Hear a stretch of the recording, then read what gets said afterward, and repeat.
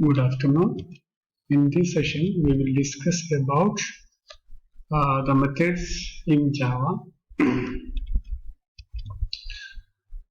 the last session, we have discussed a few concepts regarding methods in Java. Now, as far as concerned the creation, the methods can be categorized into two, that is built-in methods and user-defined methods or user-defined functions. Based on the functionality, the methods can be categorized into another two categories, that is parameterized methods and non-parameterized methods.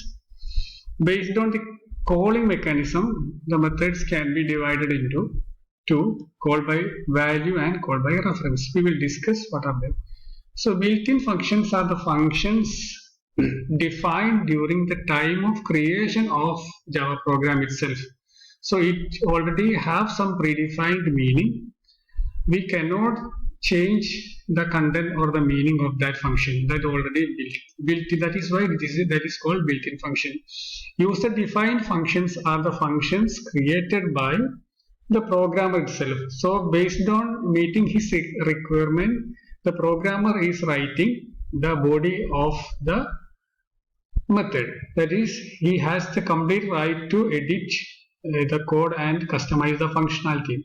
For example, add, display, volume, all these are examples of user-defined functions.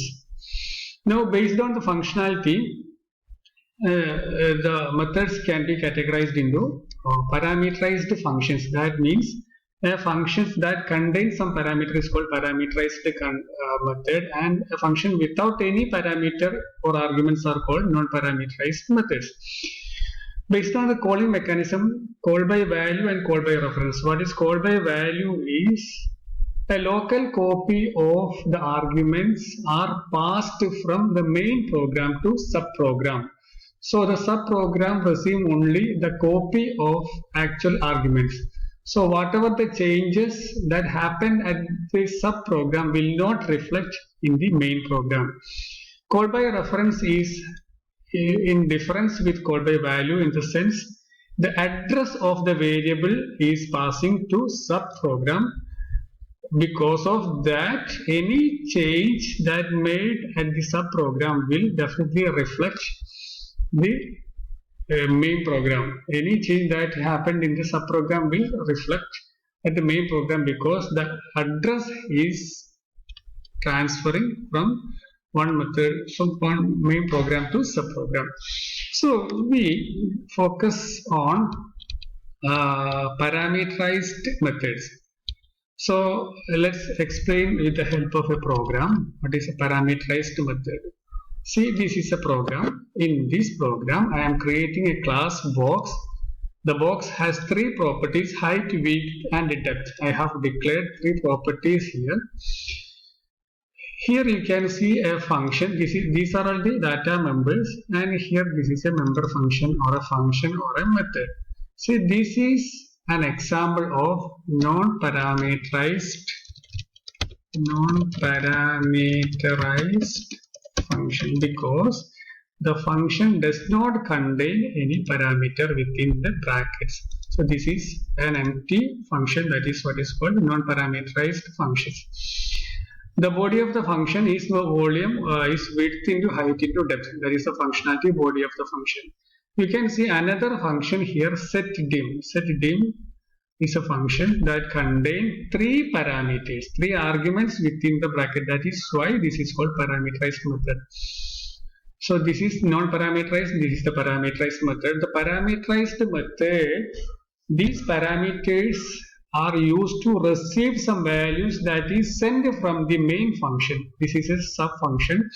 So it will receive the local copy of value that is passed from the main function W, H, and D. And within the function body, we are using to assign these received values to the class variables. Width is equal to W, height is equal to H, and depth is equal to D. So this is a parameterized and this is non-parameterized function. Let us discuss how these parameterized and non-parameterized functions deal within a program. So we are moving to main program where the main function is happening. So this is contained, this program, this segment contains public static void main. That is why this is a main function of the program.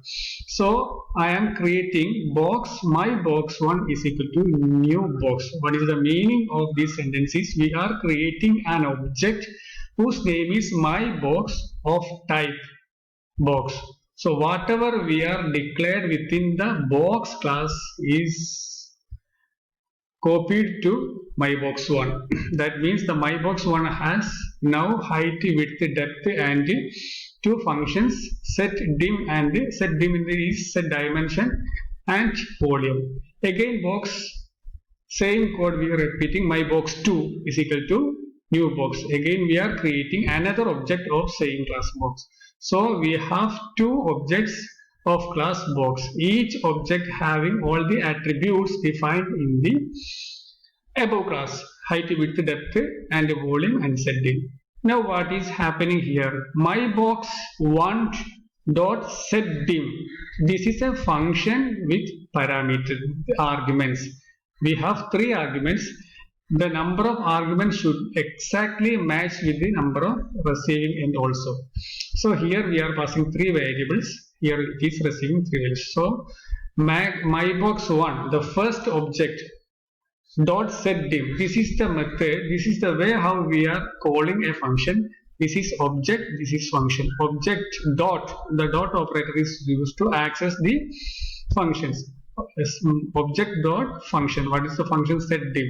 So when the code execute, it will go to here and W will receive 10, X receive 20 and D receive 15. What will happen? They directly assign mybox1 dot width. That means the width of first object is to 10, its height to 20 and its width depth to 15. So mybox1 has been set. Now mybox2, the second object, again we are using the same function with another set of arguments. So the height, the width of the second object will be 3, the height will be 6 and the depth will be 9. So now we initialize the mybox1 and mybox2, first object and second object with parameterized method. Now we are using another method. V1 is a variable. What is V1? mybox dot volume. This is an example for non-parameterized function. That means it does not passing any argument to the subprogram. So what will happen? Volume. mybox1 dot volume will execute. Come here. mybox1. We have already initialized the values of mybox with 10, 20 and 15. Now what will happen? Volume will be returning width into height into depth. That means 10 into 20 into 15. So mybox, the volume of first object is defined into V1. The same mechanism we use V2. That means the product of 3 into 6 into 9 will be stored as the volume of second object. Now system.out.println volume of box 1 is V1, system.out.println volume is V2. This is the program. You just try to execute this code. Let's try to run the program.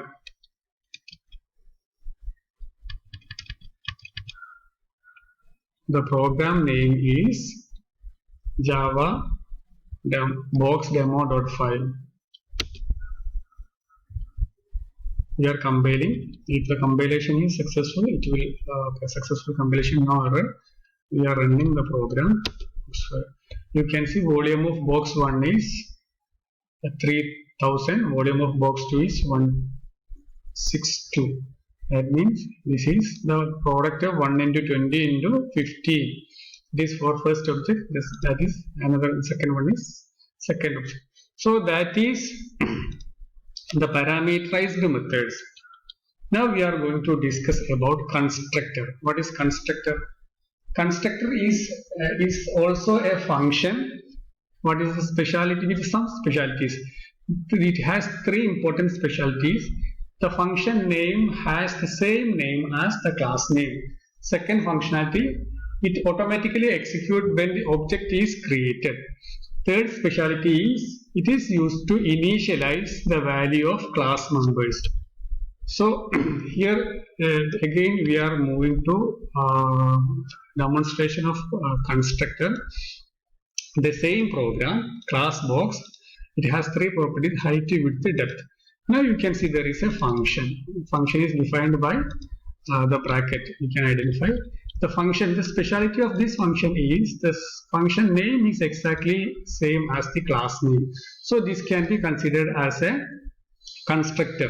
So what is the functionality of constructor? Constructor is used to initialize the variables. So the body of the constructor is nothing but initialization. We are just initializing the width is equal to 10, height is equal to 10, and depth is equal to 10.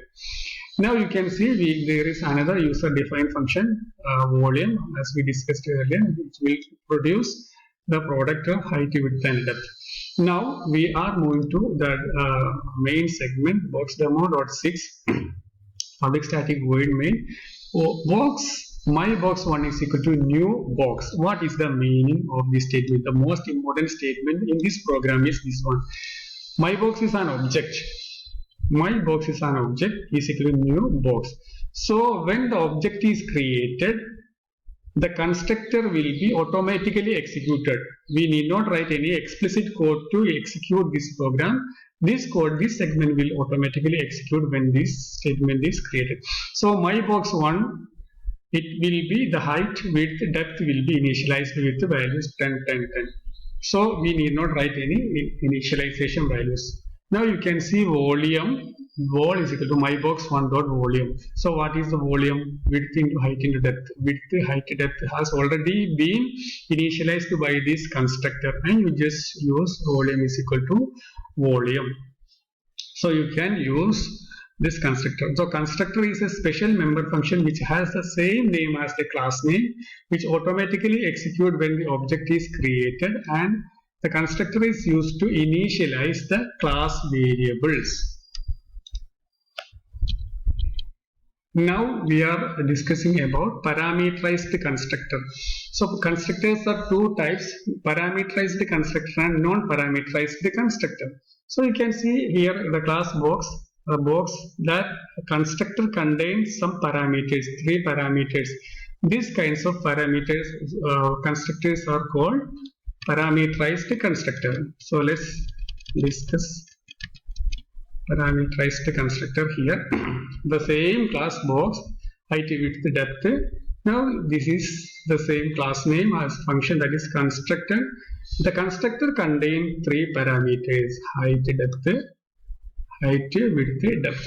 So this is called, we can initialize with customized values. Whatever the values we are passing from main function, that can be initialized. At the time of runtime, we can define which value we need to initialize. So let's box demo.7, let's discuss the program. Box, my box is equal to new box of, that means the object is creating. At the time of creation, we are passing 3 arguments to the constructor. So my box 1, it will be moving to here, my box 1.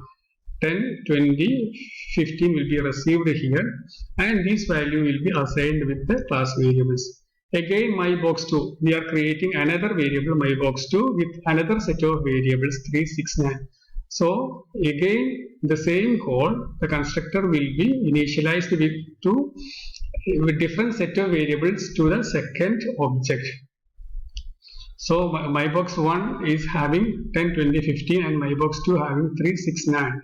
So volume is equal to my box 1 dot volume will be defining, come here, it will produce the sum of 10 into 20 into 15 as the volume of my box 1 as the first object. Then this statement, volume is equal to my box 2 dot volume, that means the volume of my box 2 or second object will be 3 into 6 into 9. Okay, thank you. That is parameterized constructor and non-parameterized constructor.